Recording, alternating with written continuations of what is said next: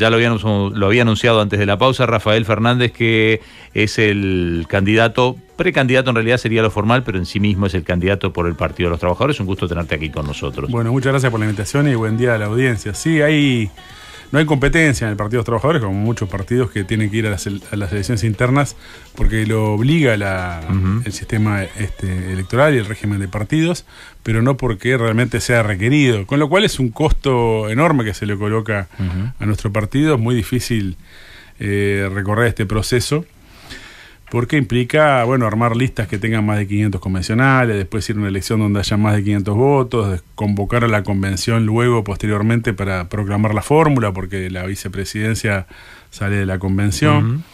Todo esto que se hizo para generarle de alguna manera una solución a los partidos tradicionales, al Frente Amplio, para de alguna manera establecer la forma en que ellos iban a establecer la selección de sus candidatos.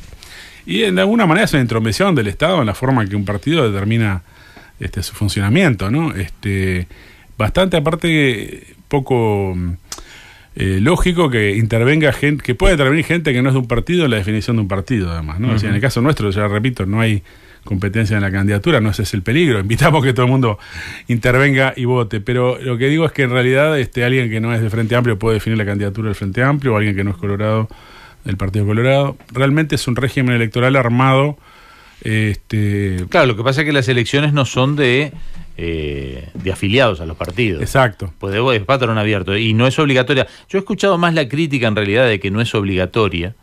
Pero no pueden obligar a alguien que no es de un partido, claro, a tener que votar. Claro, pero por eso te digo, he escuchado más la crítica actual de que no es obligatoria, porque en definitiva porcentajes muy bajos eligen a los candidatos de los partidos, que ahí permite más esa interacción de partidos, ¿sí? Porque la militancia puede meterse más en la del otro. Si fuera obligatorio y la militancia quiere hacerlo, pero claro, si vota el 100% de la población, en realidad los números de los que pueden entrometerse en la interna de otros se minimiza, porque en la elección pasada la interna votó un 37%. Sí, claramente. Nosotros creemos que el voto no debería ser obligatorio ni para las elecciones nacionales, ¿no? Claro. Si una persona no quiere votar, está en contra de participar o no tiene ninguna opción que le interese, que no esté obligado a votar y que a pagar una multa, etcétera. Hay gente que obviamente no va a votar, paga multa. Más allá de que nosotros convocamos a los trabajadores a interesarse en estas elecciones, a intervenir en ellas y a buscar constituir una alternativa política de cara al periodo que se viene, que va a ser un periodo de grandes luchas para los trabajadores. ¿Por qué existe el Partido de los Trabajadores? ¿Por qué está presente? Porque en definitiva ustedes son un partido que vota poco. ¿Cuántos votos tuvieron la elección pasada? 3.200 y pico, sí. Claro, uno se pregunta, ¿por qué? ¿Por qué se mantiene? ¿Por qué esa permanencia de decir, un poco en broma cuando te saludé te dije, nos vemos cada 5 años, porque nosotros entrevistamos a todos los candidatos y te hemos visto en las elecciones anteriores. Exacto. ¿Pero por qué esa permanencia?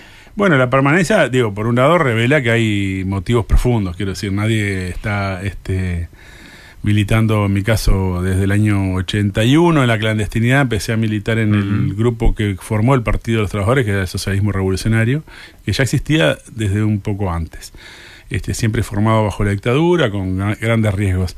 Lo que motiva la existencia de este partido no es el problema de las elecciones, es la necesidad de una estrategia de los trabajadores para terminar con un régimen de explotación, es decir, para un cambio social profundo, una transformación de conjunto de la sociedad, una reorganización económica y política que nosotros entendemos que es la lucha por el socialismo, por la superación. Claro, yo te entiendo, esos son los principios del Partido de los Trabajadores, pero cuando uno obtiene 3.000 votos, ¿por qué no buscar alianzas? Es decir, ¿están ustedes solos con esta reivindicación?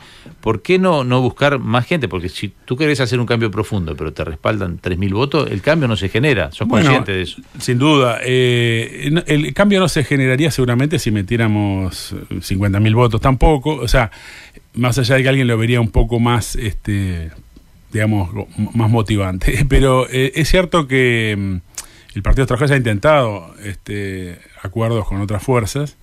En primer lugar, lo que sucede en Uruguay es que el conjunto de la llamada izquierda está en general agrupado dentro del Frente Amplio, que no tiene la más mínima intención de ninguna transformación social. A tal punto que tiene ya todos los vicios de que tenían los partidos tradicionales, incluso los de la corrupción, clientelismo y otros. Y ni hablar de que los objetivos que se habían fijado y que supuestamente habían justificado una alianza de este tipo, por ejemplo, la izquierda del Partido Comunista y otros grupos que decían vamos a hacer una reforma agraria, vamos a hacer nacionalizar la banca, no pagar la deuda externa u otras reivindicaciones. Todo eso se ha traducido en que la tierra está más concentrada que nunca en pocas manos, incluso sobre todo extranjeras y de multinacionales. El país está más endeudado que nunca, es decir, tiene la deuda per cápita más alta de toda América Latina, no es poca cosa. Y bueno, en general, la dependencia económica de nuestro país es más grande que antes, porque hoy dependemos 100% casi de las materias primas. Es decir, es un régimen de colonización económica que tiene nuestro país. Bueno, el caso UPM y UPM2 ahora, sobre todo, es realmente escandaloso que el Estado uruguayo esté haciendo un acuerdo que para nosotros es 100% un acuerdo colonial con una multinacional finlandesa, donde le tenemos que hacer todo, claro, y darle zona franca. Cuando sentís esa distancia con el Frente Amplio, ¿la sentiste desde el comienzo o en algún momento militaste con el Frente Amplio? ¿Vos arrancaste en el 81 ya como independiente o...? Sí, no, en el 81 ya era un grupo que tenía una caracterización sobre el Frente Amplio, donde entendíamos, bueno, en ese momento el Frente Amplio estaba en duda si seguiría existiendo, porque incluso había grupos como el Partido Demócrata Cristiano, que era el que había dado el lema en el 71, que estaba más bien afuera que adentro todavía. Recién en el 84, creo que por ahí, que incluso sigue teniendo una polémica dentro del PDC, se concreta expresamente que se mantiene el Frente Amplio. Pero no, yo creo que, mirá, cuando tenía 9 años, en el 71, recuerdo haber mirado con simpatía el Frente Amplio. Lo digo en broma, pero es verdad, toda mi familia era del Frente Amplio. No, te digo porque para saber el recorrido, porque, por ejemplo, uno a veces entrevista a la gente de Unidad Popular. Sí, y son Frente Amplistas. Sí, sin duda. Y bueno, que seguramente... y sienten que los han traicionado en el Frente Amplio. La pregunta es, a vos no te gusta el Frente Amplio, pero en cierto punto no te sentís traicionado por el Frente Amplio. Si el Frente Amplio no fue... No nos sorprendimos por la evolución del Frente Amplio. No es que siempre haya sido igual, pero lo que sí ha sido es que hace tiempo, por ejemplo, en el 84 participó en el Pacto del Club Naval, que todavía hoy estamos sufriendo. Porque ahora todo el mundo se sorprende de que los mandos militares son todos fachos, ¿no? Es decir, para decirlo en forma popular, pero es decir, reaccionarios, que no condenan realmente a la dictadura y a los crímenes que cometió, y ha tenido esta crisis militar el gobierno. Bueno, eso nació en el Club Naval. El mantenimiento de los mandos estaba pactado, eso no es una casualidad. De hecho, nunca hubo una movilización real del Frente Amplio para derrotar esto. Sí, de los familiares, sí, de la base de la izquierda, por supuesto, si no los 20 de mayo, que son masivos, no se explicarían.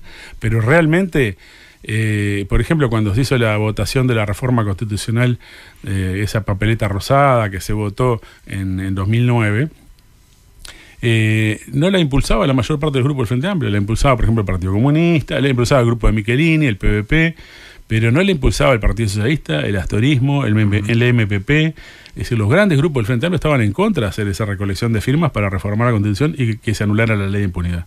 Y hay que recordar lo que fue en el Parlamento cuando estaba por votarse la anulación de la ley de impunidad, que fueron Tabaré Vázquez, Mujica y otros a decir, no lo haga ni Astori. Fernández Huidobro ahora es muy criticado, pero Fernández Huidobro, que estaba en contra de cualquier medida que tocara la ley de impunidad, y que no lo dijo cuando era senador, lo dijo cuando el Frente Amplio todavía no era gobierno, después fue premiado, fue nombrado ministro de Defensa por Mujica, después de haber rechazado la votación de anular la ley de impunidad, y fue premiado por Tabaré Vázquez, que lo nombró también, lo mantuvo, lo ratificó. Y creo que la experiencia de Fernández Huidobro es de las más paradigmáticas, porque en el año 2003, en un congreso del Frente Amplio, Hugo Cores planteó la anulación de la ley de impunidad como programa del Frente Amplio para su gobierno a partir de 2005, si se concretaba, y fue atacado por la mayor parte de los dirigentes del Frente Amplio, pero una frase de Fernández Huidobro fue la más rotunda, dijo: a todo podemos renunciar menos a la victoria. Quiere decir, ya estaba claro de que el Frente Amplio estaba en un proceso larguísimo de integración al régimen capitalista, de integración a acuerdos con el Fondo Monetario Internacional, que recorre a toda América Latina y a la izquierda en general, porque el Foro de San Pablo era eso. Pero te estoy escuchando y me pregunto... Una cosa que Lula hizo un acuerdo con el Fondo Monetario Internacional firmado antes de ser gobierno. Es un caso inédito en el mundo, porque él firmó para darle tranquilidad a los inversores un acuerdo con el FMI antes de llegar al gobierno. Te quería llevar un poco a temas internacionales. Vos sos uruguayo, el Partido de los Trabajadores es uruguayo, pero tiene el nombre del Partido de los Trabajadores como Brasil. Exacto, por ejemplo. Y entonces, ¿y no le pasó lo mismo a Lula, por ejemplo? Sí, por eso mismo. Es decir, no solo porque a veces pasó, lo pueden asociar a ustedes a Lula, pero Lula... Lo promovió, no solo le pasó. Lula tiene la virtud o tuvo la virtud, mejor dicho, de, frente a toda la izquierda que decía que había que ir detrás del Partido del Movimiento Democrático Brasileño, es decir, una idea de que había que hacer un frente amplio progresista, era la idea de la izquierda en general en Brasil, el Partido Comunista, el Partido Socialista y otros. Él coloca la idea de un partido independiente de los trabajadores y pelear la representación parlamentaria, el gobierno, etcétera, para de alguna manera respaldar las acciones de los trabajadores, no con una idea de una transformación muy profunda, si bien se planteaba el socialismo, pero por lo menos una acción política independiente. Y eso lo fue abandonando conscientemente la dirección del PT y Lula, que fueron haciendo alianzas con elementos muy, no solo capitalistas, ¿no? Sino Alencar, por ejemplo, y otros, sino muy conservadores, muy, por ejemplo, evangélicos, reaccionarios. Mucho antes. Es decir, ustedes no tienen como espejo, para evitar la confusión, ustedes no tienen como espejo Brasil, no tienen como espejo Lula. Reivindicamos ese proceso donde los trabajadores buscaron constituir un partido propio y tuvimos compañeros, digamos, de nuestra corriente a nivel internacional que intervinieron en todo ese proceso y fueron expulsados en el año 91, mucho antes de que Lula llegara al gobierno, por José Dirceu, por ejemplo, y otros que terminaron presos por corrupción, ¿no? Fueron los que impulsaron ese proceso de expulsiones para, de alguna manera, protagonizar más abiertamente un giro a la derecha, que fue lo que hizo esa dirección del lulismo, ¿no? Claro. Tampoco, ¿qué pasa con la visión? Porque viste que ahora los uruguayos miramos mucho Brasil. Bueno, Brasil entonces quedó claro. Lula para vos no es un ejemplo. No, de ninguna manera. Lula en realidad era un dirigente sindical que digamos que jugó un rol muy fuerte en las huelgas del llamado ABC paulista, de los metalúrgicos en el final de la dictadura. Entonces, en ese sentido uno dice, bueno, no es un advenedizo que se subió ahora, hay algunos que realmente se presentan que no tienen mucha militancia detrás. Por ejemplo, Carolina Cose, quiero decir, quién sabe que fuera militante. Ya vamos a entrar con los... No quiero meterme en los detalles de cada candidato, lo pongo como ejemplo, ¿no? Del mismo modo que, bueno, ni hablar que el ejemplo de Juan Sartori, que llegó hace 3 días. Pero, en el caso de Lula tuvo ese rol, evidentemente fue un rol muy importante, pero a lo que voy es que él tuvo una estrategia de alianzas crecientes con sectores capitalistas, con sectores que evidentemente no querían ningún tipo de transformación social, y el lulismo en Brasil realmente, más allá de planes sociales, que los hubo y hay que reconocerlos, no hubo transformaciones en el campo, no hubo transformaciones en ningún sector realmente de fondo que colocara, ni hablar de la banca, el sometimiento de la banca. Petrobras es una empresa que ya con el Lula, además del tema de corrupción, que es otro tema aparte, tiene, es decir, una empresa de economía mixta donde hay capitales privados interviniendo dentro de ella, ¿no? ¿Qué pasa con la mirada de ustedes sobre Venezuela? También para tratar de entenderlos, porque viste que generalmente uno dice, bueno, partidos trabajadores, estos son de izquierda, estos apoyan a este. ¿Qué pasa qué mirada tienen sobre Maduro? Bueno, Maduro, no solo Maduro, nosotros hemos pronosticado que el proceso del chavismo en general iba a tener un proceso de este tipo, porque es el proceso en general de los nacionalismos en América Latina. No es decir, Perón, el MNR boliviano, el gobierno de Velasco Alvarado en Perú, con el gobierno militar. O sea, venía también la idea de los procesos militares nacionalistas en Bolivia en la década del 70 con Torres. En general han tenido un proceso similar al del chavismo. Lo que es evidente es que el chavismo empezó en un proceso de descomposición muy fuerte, porque en definitiva ese proceso nacionalista también se fue convirtiendo en una especie de capitalismo de amigos. Quiero decir, la corrupción fue muy grande también. Y esto, obviamente, con Maduro pegó un salto. Maduro, por otra parte, no es una figura como lo era Chávez. Pero más allá de eso, lo que tenemos allí es la necesidad de que los trabajadores mantengan independencia respecto también a Maduro. Nosotros obviamente denunciamos que aquí Estados Unidos proclamó a Guaidó. Es mentira de que Guaidó es el resultado de un proceso democrático. De hecho, miren, hasta hubo una declaración de los presidentes expresidentes latinoamericanos con Lacalle Herrera y Sanguinetti, diciendo que reconocían a Guaidó como presidente encargado, incluso con esos términos, antes de que Guaidó se hubiera autoproclamado. Quiere decir que esto estaba pautado como un golpe de Estado, con independencia de que no apoyamos la política de Maduro y que Maduro mismo... ¿Pero Maduro es dictador o es presidente de Venezuela? ¿Cómo lo ven ustedes? Y bueno, es un presidente, podríamos llamar, cada vez más bonapartista en sentido de un régimen unipersonal, de también pasarse por arriba a todas las formalidades democráticas. Porque ellos mismos en la Constitución tienen lo que es un sistema que junta firmas y es el revocatorio, sí, que en Uruguay no tenemos. Y las firmas las juntaron y nunca las miró, se pasó por arriba el revocatorio. En ese punto no se transforma en un dictador, es decir, cuando no escucha al pueblo. Sin duda, los otros también seguramente, los de la oposición, en realidad vienen impulsando, hicieron un golpe de Estado, ¿no? No, pero sin importar lo bueno o malo que sea la oposición. Venezuela es muy complejo porque la oposición es muy mala.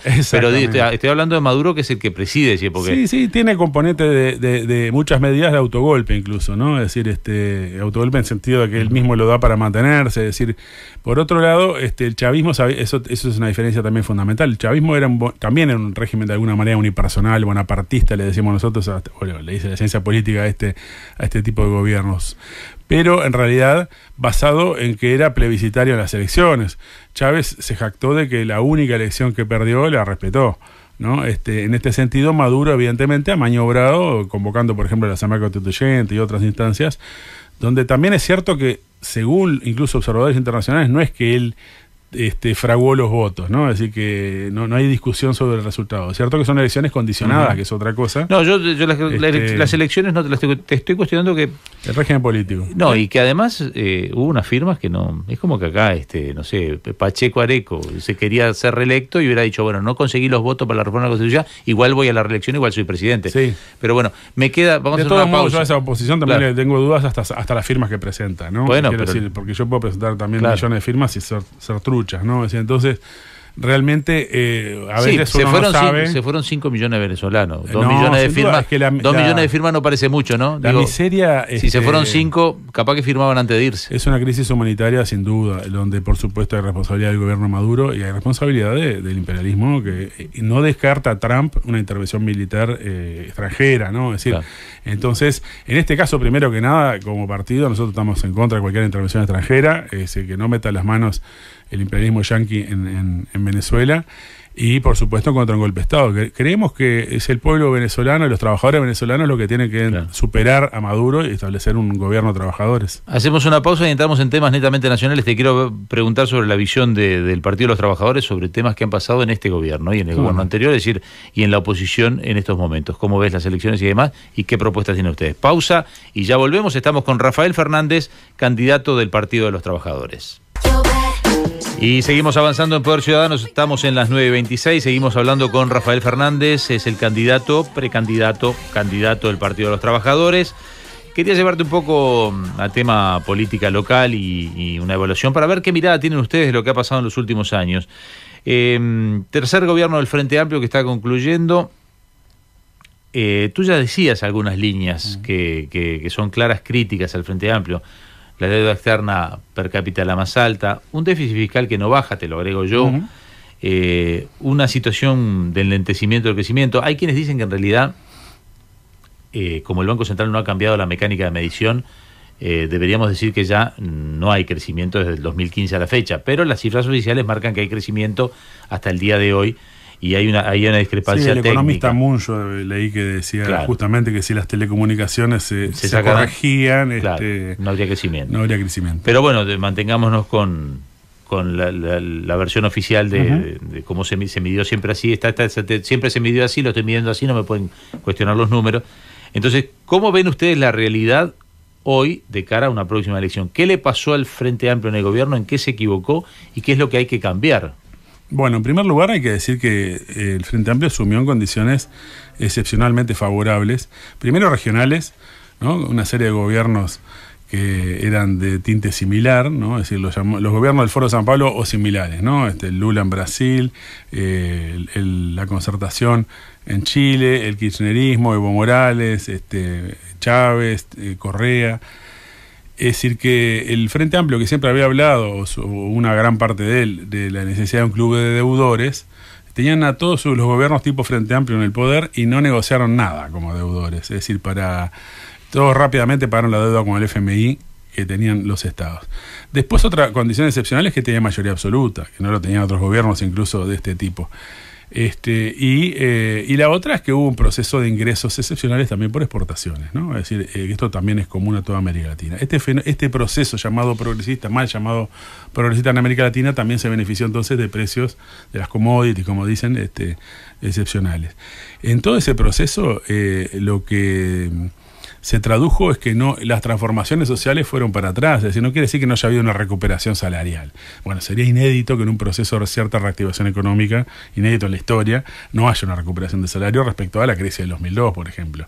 Pero en realidad la participación del salario en la torta nacional, si uno la compara con el periodo previo, es decir, el pico mejor antes de la crisis del 2002, todavía no se llegó al porcentaje de participación del salario sobre el producto. Entonces, no es real esa gran propaganda.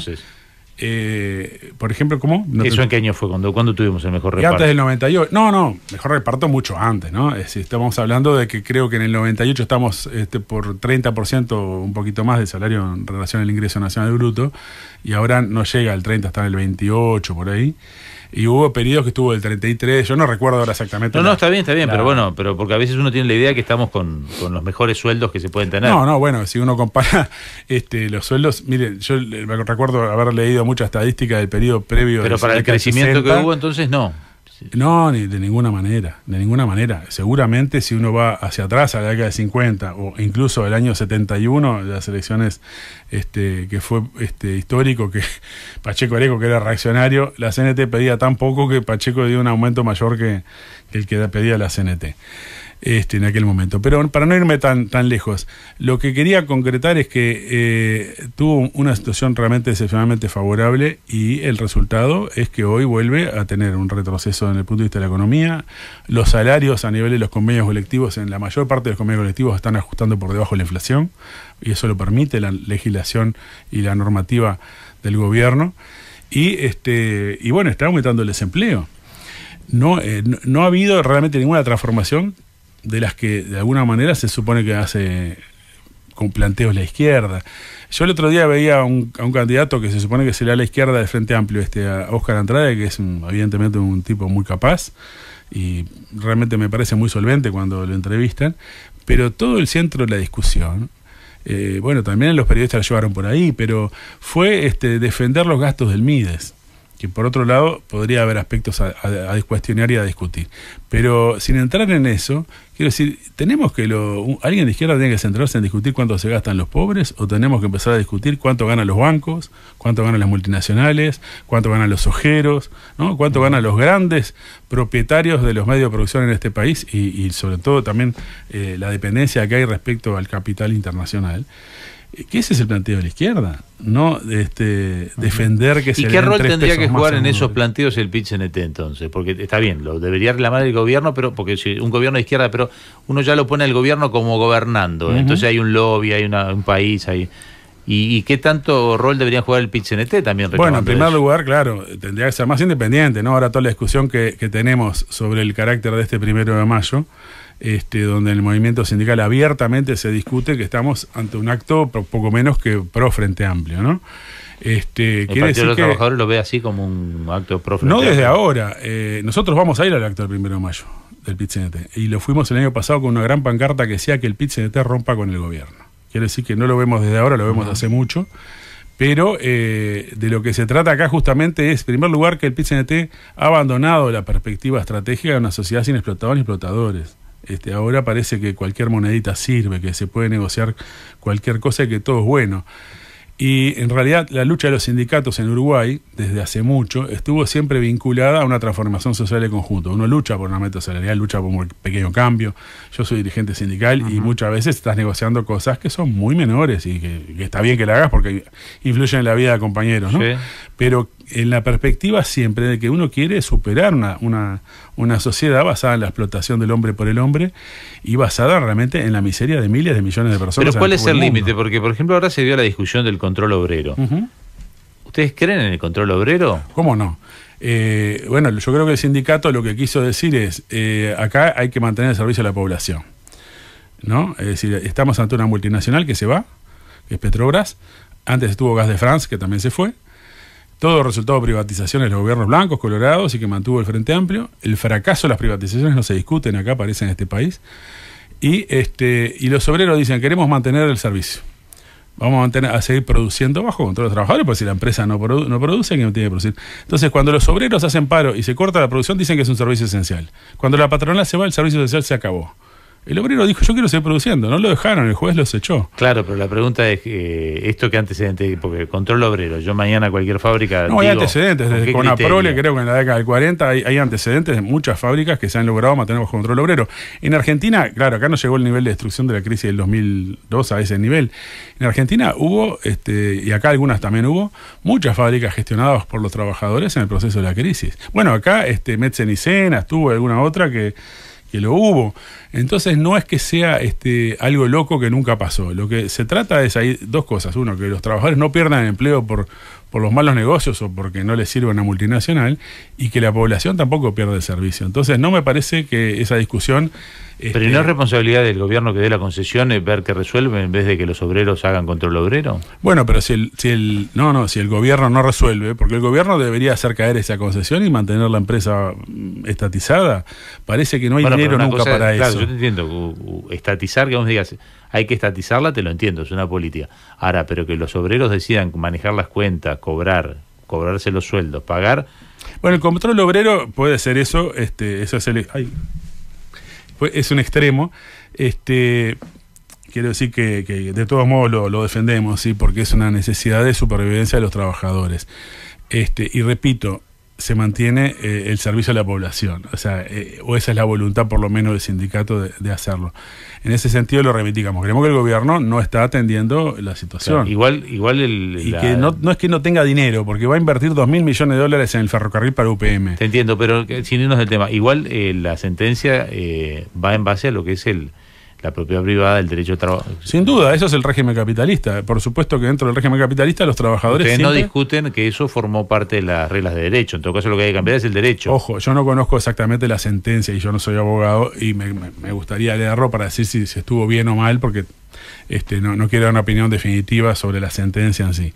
Lo que sí digo es que obviamente estamos en un régimen capitalista donde si vamos al extremo, creo que Juan Castillo, que es dirigente del Partido Comunista, un día dijo frente a Fanapel, el cierre de Fanapel, bueno, si la empresa quiere poner una churrasquera, un parrillero en vez de una fábrica de papel, lo puede hacer. Bueno, yo creo que un comunista tiene que decir lo contrario, es decir, que en una sociedad donde los explotadores se rajan cuando ya no les sirve seguir explotando, bueno, los trabajadores tienen que empezar a colocar una transformación que diga, no puedes poner un parrillero acá la fábrica tiene que seguir, exigírselo al gobierno e incluso defender el derecho a la ocupación de los trabajadores, y en el extremo que es muy difícil realmente en la práctica, porque uno tiene que hacerse de la materia prima, colocar la producción, etcétera, pero en un extremo está el propio mantenimiento de la producción para asegurar no solo seguir cobrando los salarios, sino seguir generando la producción, ¿no? Porque en definitiva cada empresa que se cierra no son solo salarios que se pierden y familias que quedan sin posibilidad de mantenerse, sino también riqueza que se pierde en la sociedad. Te llevo al otro extremo, la oposición, porque ya te pregunté sobre la visión del gobierno. ¿Qué visión tenés de la oposición? La oposición es muy variada, porque la oposición también son ustedes. Sí, pero claro, me refiero, sacando al Partido de los Trabajadores, porque ustedes son un partido opositor, por lo que me estás diciendo, son un partido opositor. Yo te diría que somos de los pocos partidos opositores. Este jueves en Búsqueda hay una nota que refiere a una reunión convocada con el JP Morgan, con fondos previsionales, fondos de inversión a nivel internacional, donde dice que en general todos los partidos que pelean la presidencia están en lo esencial de acuerdo, no hay riesgo político, dicen, cosa que no dicen sobre Brasil y no dicen sobre Argentina, ¿no? Por lo tanto, que son oposición porque se está interesado en llegar a eso al gobierno, pero en cuanto a política económica no hay grandes discusiones. Esa es la realidad. En todo caso, ¿Unidad Popular tampoco? ¿El PERI tampoco? No, Unidad Popular y PERI, yo tengo discrepancias, pero no hace a este tema, ¿no? Tienen obviamente una posición opositora un poco más. O sea, general. Que en ese paquete de igual, ¿qué incluís? ¿Colorados, blancos, Partido Independiente? Sin duda, el grupo de Partido de la Gente, de Novik, y ni hablar de Manini y Ríos, que en todo caso pueden tener algún grado de oposición en algún aspecto de la política, no quiere decir que no. Pero muchas veces son demagógicas, quiero decir, critican cosas que han hecho ellos y no tienen autoridad ninguna para decirlo. Las críticas son válidas, pero mira quién habla, ¿no? A veces cuando discuten algunas cuestiones de corrupción del gobierno que son reales, lo hacen gente que ha tenido dirigentes presos por estafa bastante más grandes, ¿no? Entonces, la oposición realmente no plantea un cambio, más allá de que tanto el Frente Amplio como la oposición plantean los dos un cambio en un sentido realmente regresivo. Por ejemplo, está planteada la reforma de la Seguridad Social, que quieren plantear aumentar la edad de retiro y rebajar la jubilación inicial en el cálculo de la jubilación. Y esto lo han planteado desde Sanguinetti, Lacalle, Astori, Mujica. Mujica dijo en una reunión del MPP, hay que decirle a los trabajadores uruguayos que tienen que trabajar 5 años más. Lo dijo en una reunión del MPP en un campamento. Y dijo, nadie lo va a decir en las elecciones porque se pierden votos. Bueno, ahora acaban de hacer un acuerdo para no hacer fake news, ¿no? Para no hacer noticias falsas. Lo que dijo Mujica es que están todos haciendo fake news, porque nadie dice lo que realmente van a hacer. Y el Partido de los Trabajadores, justamente, una de las cuestiones que dice es, vamos a discutir otras cosas, incluso en la seguridad social. Queremos discutir cuánto pagan las empresas, porque el aporte patronal se ha ido reduciendo del 15% al 12% y ahora el 7,5% por gobiernos blancos, colorados y el Frente Amplio. ¿Y no es porque es la forma de estimular el trabajo, de generar más trabajo? Bueno, pero entonces, ¿qué tenemos que hacer? Que decir que no pongan nada y que todo lo ponga el Estado, un poco como hacen con UPM. Cambiemos el régimen social. Entonces, al final, el 100% prácticamente del presupuesto del Estado lo terminan financiando los trabajadores, porque cuando se habla del déficit del BPS y la asistencia de rentas generales al BPS o a las otras cajas, la caja militar, ni hablemos, etcétera, estamos hablando de que eso sale del IVA, sale del IRPF, sale de los salarios. Bueno, sale de parte del déficit, porque tenemos 2.400 millones de dólares de déficit. Exactamente. Y bueno, en gran parte, tú decías, también subió el déficit, además de la deuda. Una gran parte es porque el financiamiento de la deuda es cada vez más alto. Claro. Entonces, los intereses que hay que pagar son cada vez más duros y esto todavía con una tasa de interés que no se ha disparado. ¿A ustedes les preocupa el déficit? Porque el déficit implica, bajar el déficit implica que hay que recortar algún gasto, gastar menos o crecer más, pero sin seguir gastando más en la misma proporción. ¿Qué opinan ustedes del Claro, hay déficit? que tener en cuenta dos cosas. Obviamente que el déficit se corta fundamentalmente por el lado de la deuda externa, no por otro lado. Pero Porque ustedes siguen con la propuesta de no pagar la deuda externa. Sin duda.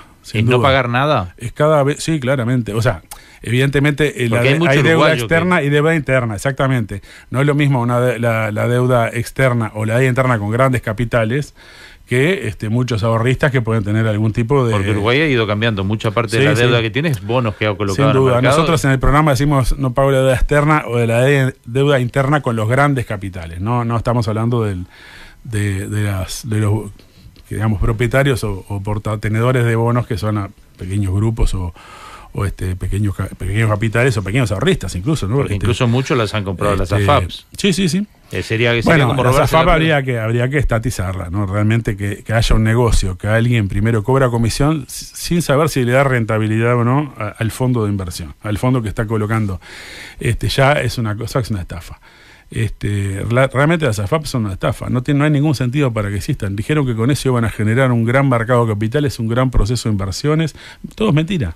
Y estos fondos de inversiones, las AFAP, han quebrado o están quebrando todo el mundo, entre otras cosas porque la política de salvataje a los banqueros de los distintos gobiernos a nivel internacional, por ejemplo de Bush y de Obama, los programas que aplicaron, y a nivel europeo también, eso ha llevado a que la tasa de interés se ha pinchado a nivel internacional. Y estos fondos colocan y no obtienen prácticamente nada. Sí, porque además, como tienen limitantes en donde invertir. Tienen limitantes en Uruguay, pero otros lugares donde no los tienen. Igual la tasa de interés. Y bueno, pero los de Estados Unidos también tienen que tener grado inversor, el país donde invierten. Sí, ¿no? Cierto. Bueno, hay que ver que fondos de pensión, por ejemplo, el grupo Enron, que cuando se quebró, tenían plata en las acciones de Enron. Cuando se vino bajo Enron, los trabajadores de Enron se quedaron sin posibilidad de jubilarse. Quiere decir que en realidad lo que tenemos es que a nivel internacional el capital ha colocado un nivel de incertidumbre, un nivel de dependencia del trabajador respecto al capital que es inédito. Es decir, hemos llegado a una situación de que la insolvencia del capital lleva a la posibilidad que no subsistan los trabajadores, no tengan posibilidad de derecho a jubilatorio, las familias no tengan posibilidad de sobrevivir. Es decir, tenemos un nivel de miseria. Tú hablabas de Venezuela, que por supuesto estoy de acuerdo que hay una crisis humanitaria allí, pero a nivel internacional tenemos este fenómeno. ¿Y en Uruguay tema vivienda, tema miseria, tema asentamientos? ¿Qué hacen ustedes? ¿Qué bueno, tienen? Sí, también. Nosotros hemos en nuestra historia hemos trabajado mucho en el tema de organizar a trabajadores de asentamientos para plantear la lucha por la vivienda. Realmente no ha habido una inversión en vivienda, a veces se habla del plan Juntos, es realmente muy poca gente y de muy mala calidad las viviendas que se colocan. Creemos que eso no es una política de vivienda. Y que en realidad el Frente Amplio en muchos sentidos ha estado por detrás de procesos anteriores, ¿no? Es decir, el plan de vivienda del 68, que entre otros había sido informante Juan Pablo Terra, ¿no? Uno de los fundadores del Frente Amplio, y que desarrolló decenas de miles de cooperativas de vivienda organizadas por los trabajadores y que es una experiencia a reivindicar. Bueno, eso prácticamente ha sido minimizado, ¿no? Primero por los gobiernos blancos y colorados, y el Frente Amplio realmente no ha llevado adelante una inversión en vivienda. Hoy para adquirir una vivienda casi nadie queda dentro del rango de posibilidades, o porque gana muy poco o porque gana mucho, entre comillas. Sí, porque el metro cuadrado está carísimo también. El metro cuadrado está carísimo, hay una especulación inmobiliaria muy grande. Empezaron con la vivienda social y resultó que ahora vale $1.200 el metro cuadrado, o sea que eso no es social. Sin duda. Quería preguntarte como último tema, ya estamos terminando la nota porque ya estamos rumbo al pase al otro programa, a Mentaleros. La realidad matemática marca que ustedes no van a estar peleando por una segunda vuelta, más allá de los optimismos. Sus objetivos son bastante más moderados. Me imagino que en una buena votación, quizás buscar algún diputado, lo que fuera, crecer. Supongo que el objetivo es crecer. Y si se pudiera alcanzar una representación parlamentaria, por supuesto, porque sería una tribuna fundamental para plantear las reivindicaciones de los trabajadores. Te pregunto, pasada la instancia de octubre, ¿qué hace el Partido de los Trabajadores en un escenario el más probable, Frente Amplio contra Partido Colorado o Partido Nacional?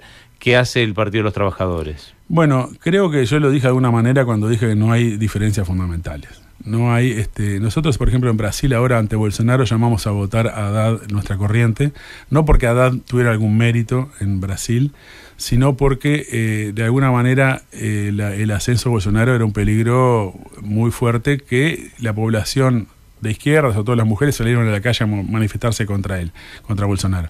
El INAO fue una consigna que inundó las calles de Brasil, aunque obviamente ganó la segunda vuelta. En este caso, claramente estamos ante variantes de una política capitalista, no estamos ante un enfrentamiento de dos programas, de dos planteamientos económicos diferentes, y nosotros vamos a plantear siempre una posición independiente. No nos parece que el debate tenga que ser el balotaje, hoy menos cuando estamos en el proceso de las internas, porque de alguna manera ya es condicionar todo el proceso de la elección hacia Juan o Pedro, ¿no? Es decir, no quiero poner los nombres de los involucrados que pudieran ser, más allá que está bastante claro quiénes son los favoritos en cada partido. Nosotros tenemos que colocar la atención no en ese momento que no va a cambiar nada. No va a haber. ¿Qué hicieron en la elección pasada? ¿Se volcaron para alguno? Votamos en blanco. La elección pasada votamos en blanco. Ya te da un indicador por dónde vamos, pero queremos colocar la atención en la necesidad de organizar a los trabajadores porque se viene un ataque a la seguridad social. Y nosotros le decimos al PCNT que tiene que ir a la lucha en serio. Nos preocupa mucho porque el PCNT ya hoy, frente a la amenaza de aumento de la edad de retiro, de que se bajen las jubilaciones y todo, en vez de decir esto no va a pasar, dicen pedimos que se convoque un diálogo social. Parece que en este país lo único que se puede dialogar es sobre el salario de los obreros, porque la jubilación es un salario diferido del obrero. Hagamos un diálogo social para discutir por qué la banca gana tanto, o por qué le dan tanta plata a UPM, o por cuánto se llevan los ojeros. Hagamos una discusión sobre las ganancias de los grandes capitales. Siempre estamos discutiendo sobre la plata que van para los trabajadores o para los pobres. Creo que realmente hay que colocar una perspectiva estratégica de cambio, porque si no estamos liquidados. Rafael, por hoy muchísimas gracias. Nos volveremos a reencontrar seguramente ya más cerca de las internas o de las elecciones en octubre. Gracias por hoy. Muchas gracias a ustedes. Estuvimos con Rafael Fernández, precandidato y candidato del Partido de los Trabajadores. Poder Ciudadano Radio. Periodismo responsable y riguroso.